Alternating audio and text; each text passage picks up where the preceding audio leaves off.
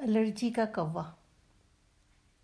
ممتاز مفتی کی کتاب الکھ نگری سے ایک چیپٹر۔ میری الرجی بہت پرانی تھی۔ ہفتے میں 2 مرتبہ دورہ پڑتا تھا۔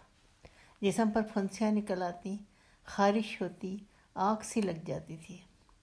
پھر میں اینٹی ہسٹامینک گولیاں پھانکتا رہتا، پتہ نہیں میں کتنی 1000 گولیاں پھانک چکا تھا۔ ڈاکٹر کہتا یہ الرجی ہے۔ مجھے الرجی کا مفہوم سمجھ میں نہیں آتا تھا۔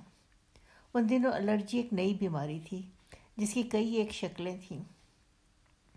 پھنسیاں نکلتی یا چھینکیں آتی یا آنکھ ناک سے پانی بہتا۔ الرجی کا کوئی مستقل علاج نہ تھا۔ گولی کھاؤ اور اچھے ہو جاؤ، پھر گولی کھاؤ اور اچھے ہو جاؤ۔ بس زندگی بھر گولیاں پھانکتے رہو۔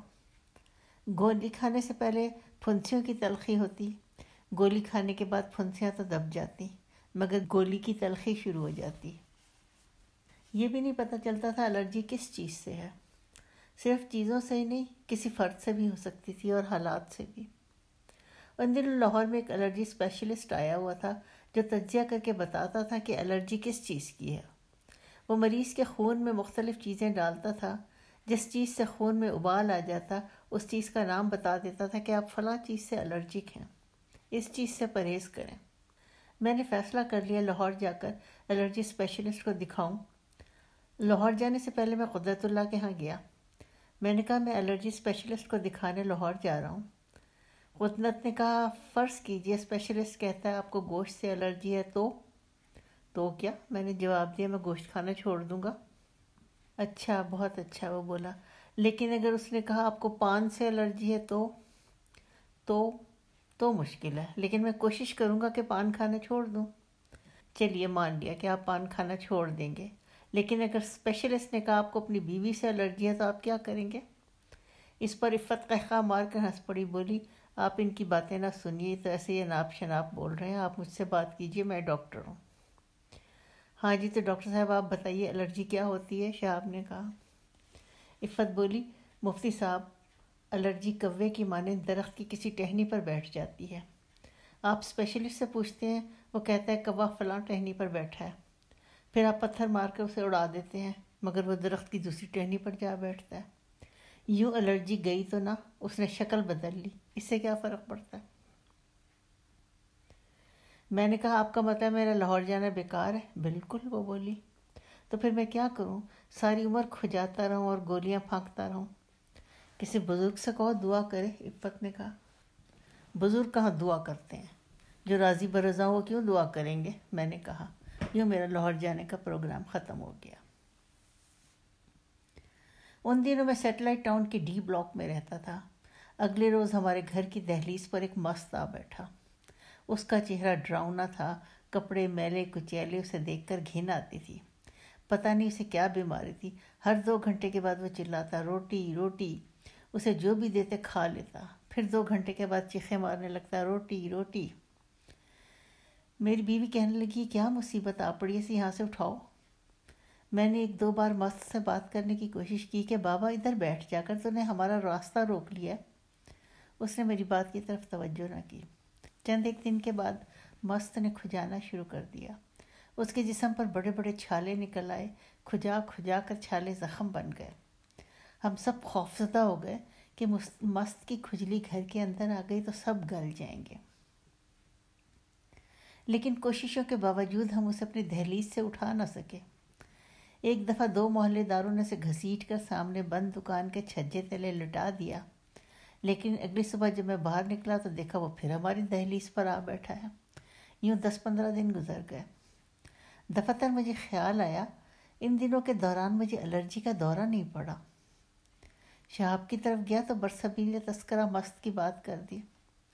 میں نے کہا حیرت کی بات ہے، ہم تو ڈرتے تھے کہ مست کی کھجلی گھر میں داخل ہو جائے گی، لیکن اس کے برعکس اس ہفتے مجھے الرجی کا دورہ ہی نہیں پڑا۔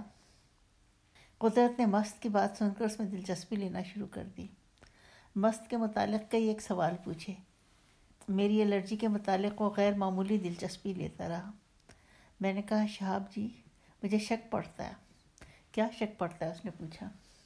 کہ یہ مست خدا کا میری دہلیز پر نہیں بیٹھا، بلکہ بٹھایا گیا تاکہ میری الرجی سلب کر لے۔ ہاں، وہ بولا ہو سکتا ہے شاید بھائی جان نے بٹھایا ہو۔ میں نے جواب دیا بھائی جان ایسے کرتب نہیں کرتے، وہ تو صراط مستقیمی ہے۔ شاید آپ کے سرکار قبلہ سائیں اللہ بخش نے بھیجا، وہ بولا۔ ہاں، ہو سکتا ہے۔ آپ بھائی جان سے پوچھیں، قدرت نے کہا۔ پوچھوں گا، مجھے بتائیے کیا یہ لوگ اتنے طاقتور ہوتے ہیں؟ ہاں، وہ بولا، سنا یہ لوگ بہت طاقتور ہوتے ہیں۔ یہ تو بڑی زیادتی ہوئی، میں نے کہا، ایک شخص کو بچانے کے لیے دوسرے کو روک لگا دیا جائے۔ جب میں رخصت ہونے لگا تو بولا ٹھہریے، مجھے بھی شہر جانا ہے، آپ میرے ساتھ چلیں، موٹر سائیکل یہیں رہنے دیں، آپ کے گھر جا کر میں بھی مست کو دیکھنا چاہتا ہوں۔ اس روز غیر از معمول وہ میرے گھر کی ڈیوڑی میں بیٹھا دیر تک مست کو دیکھتا رہا۔ اس کے ہونٹوں پر دبی دبی مسکراہٹ تھی۔ اس کے بعد بھائی جان سے ملاقات ہوئی تو میں نے انہیں مست کی بات سنائی۔ میں نے کہا بھائی جان 1 مہینے سے وہ میرے گھر کی دہلیز پر بیٹھا ہے، اس دوران مجھے الرجی کا دورہ نہیں پڑا، لگتا ہے جیسے میری الرجی اس نے سلب کر لی ہے، کھجا کھجا کر اس کا جسم زخموں سے بھر گیا۔ بھائی جان میری باتیں غور سے سنتے رہے۔ میں نے کہا جناب ایسا لگتا ہے جیسے وہ خود میری دہلیز پر نہیں آ کے بیٹھا بلکہ اسے بھیجا گیا ہے۔ شاید، وہ بولے، ہو سکتا ہے۔ میں نے کہا شاید سرکار قبلہ کا کرم ہو۔ بھائی جان سوچ میں پڑ گئے، پھر پوچھنے لگے کیا آپ نے سرکار قبلہ کی خدمت میں درخواست پیش کی تھی کہ مجھے الرجی سے بچانے کے لیے دعا کیجیے؟ نہیں، میں نے جواب دیا۔ سوچ لیجئے، وہ بولے، شاید۔ جی نہیں، میں نے ان کی خدمت میں کبھی کوئی گزارش نہیں کی۔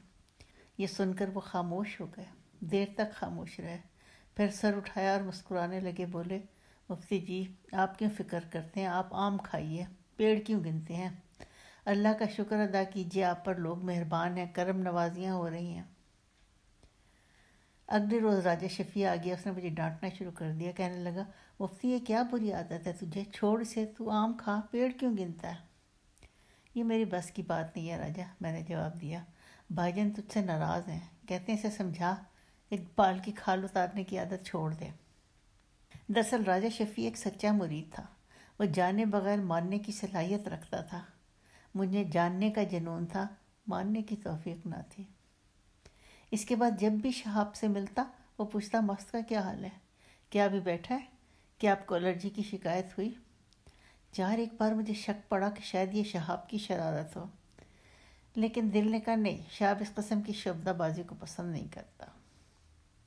پھر ایک دن جب میں گھر سے باہر نکلا تو دیکھا مست موجود نہیں۔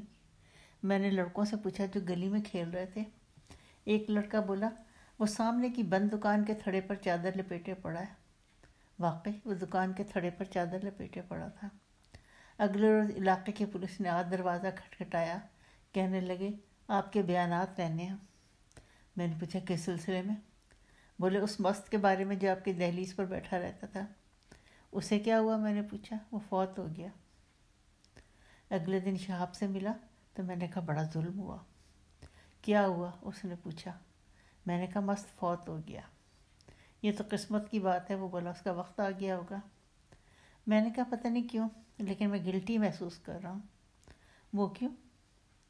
اس مست نے میری الرجی سلب کر لی اور اپنی جان کی قربانی دے دی۔ شہاب نے جواب نہ دیا۔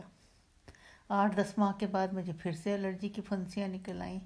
شہاب اس پر مسکرایا، بولا سائیں جی سے کہو شاید وہ کوئی اور مست بھیج دیں۔ میں نے کہا شہاب جی یہ تو بڑا مہنگا سودا ہوا کہ ہر 10 ماہ کے بعد ایک مست کی قربانی دی جائے۔